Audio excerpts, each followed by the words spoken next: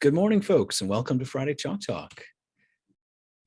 Safely and correctly using patient information in medical education is relevant to all of us. We all have some contacts with students and residents and fellows, and maybe it's just new orientees.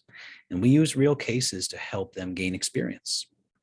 But how much information should we be sharing with our students to still be respectful for patient privacy? Well, that's the purpose of today's very brief video. I want to give you a little bit of a taste of what the federal law says and give you the source material if you'd like to do a deeper dive. And full disclosure, I'm a physician, not a lawyer, not a compliance officer. And while medical ethics and health law are my passion, what I share with you today is my interpretation. And I'll give you the original material so you can judge it for yourselves if you'd like. First, pause the video here, follow the two links in the comments section below, and print out these two laws. They're very manageable. Both of them are under 5 pages. All right, so the way I read this is that there are 2 requirements in order for information to be considered not identifiable. And this slide is part 1 of 2. We'll see 18 details that are written directly from the law that should be removed for information to be de-identified. I've divided them into 2 groups. The first are these 4. And these are the ones that are more likely than the others to accidentally come up. These are names, location other than the state that the patient's from, dates except for age and the year of the encounter, and any sort of images.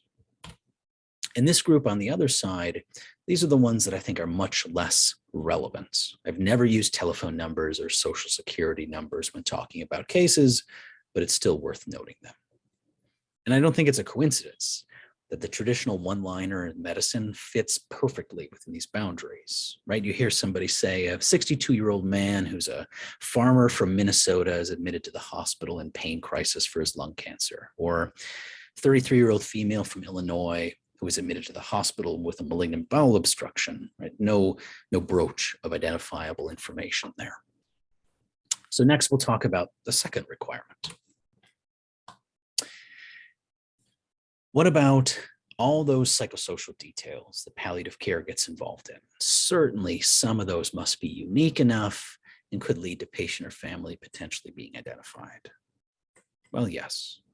So this leads us to the second rule of de-identified information. This one's broad.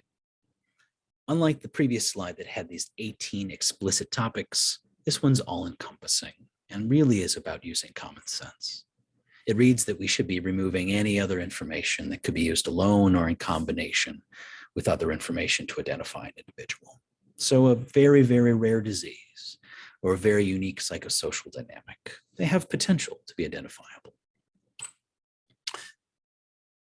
You might ask, well, I can see these rules applying to education that occurs on a more public platform like Friday Chalk Talk, but are there other exceptions? Can we share more when medical information and medical education is done within an organization, like when we're teaching HPM fellows? And yes, there are exceptions, right? Many organizations, including the one I work for, consider teaching students who are part of their own organization to fall into this bucket of healthcare operations. And the law grants exceptions to information for treatment, payments, and healthcare operations. However, those students who are learning within an organization are really supposed to be looking at the minimum necessary information and not just looking out of curiosity. Are there any other policies that we need to be considering?